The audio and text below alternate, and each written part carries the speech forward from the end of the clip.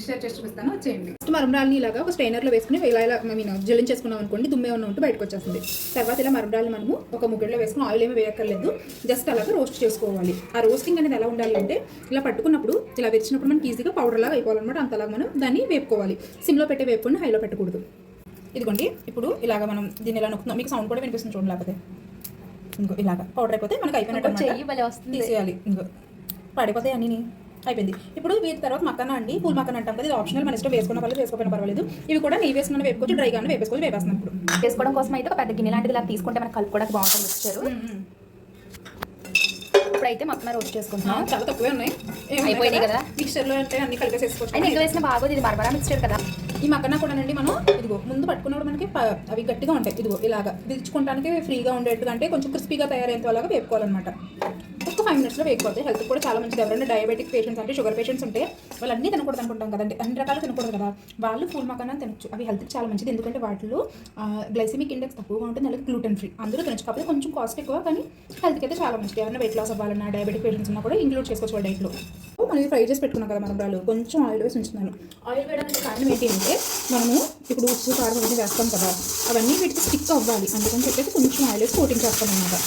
ఇలాగ అంతే అయిపోయింది. మాకనైతే రోస్ట్ అయిపోయింది. ఇంకోటి బౌల్లో ట్రాన్స్ఫర్ చేసుకోవాలి. మనం ఏం తీసుకున్నా అన్ని కూడా బౌల్లో వేసేసుకుంటాం. ఇప్పుడు మాకు కొంచెం ఆయిల్, అది కూడా పల్లీలు వేపుకుంటానికి అంతే, ఎక్కువ ఏం వేయట్లేదు. ఇందులోకి ఒక 2 స్పూన్లు పల్లీలు, మనం మిక్చర్ తక్కువ చేస్తున్నాం కాబట్టి పల్లీలు అవి కూడా తక్కువ తీసుకుంటున్నాం. ఎక్కువ చేసుకుంటే మనం ఎక్కువ. అలాగే కట్ చేసి పెట్టుకున్న బాదం పప్పు అండి, ఇవి కూడా మన ఇష్టం, వేసుకున్న పర్లేదు వేసుకున్న పర్లేదు. కొంచెం రోస్ట్ అవ్వాలి. ఇవి ఎండు కొబ్బరి ముక్కలు, ఇలాగ ఎండు కొబ్బరి ముక్కలు కూడా మనం ఇందులో వేసుకోవచ్చు. ఇందులోనే మనం కొంచెం గుల్లశనగపప్పు ఒక 2 స్పూన్లు వేస్తున్నాం. అది కూడా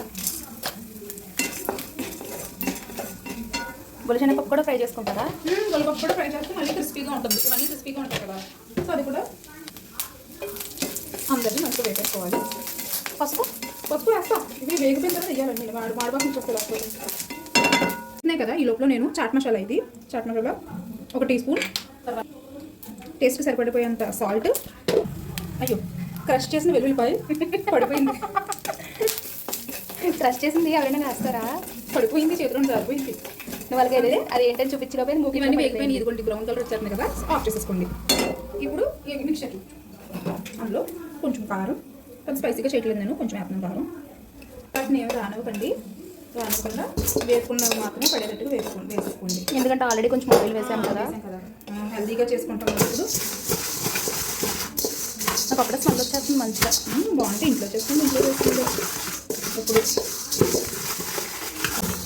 ఇదిగోండి వీటిని ఇలాగా నీట్గా ఒక గాలి ఆడకుండా ఉండే డబ్బాలో తీసిన ఎయిర్ కంటైనర్స్ ఉంటాయి కదా, వాటిలో తీసుకుని ఇదిగోండి మిక్చర్ అయితే ప్రిపేర్ చేస్తాము. టేస్ట్ కూడా చాలా బాగా వచ్చింది. మీరు కూడా ట్రై చేసి ఎలా వచ్చిందో నాకు కామెంట్స్లో చెప్పండి. బాయ్.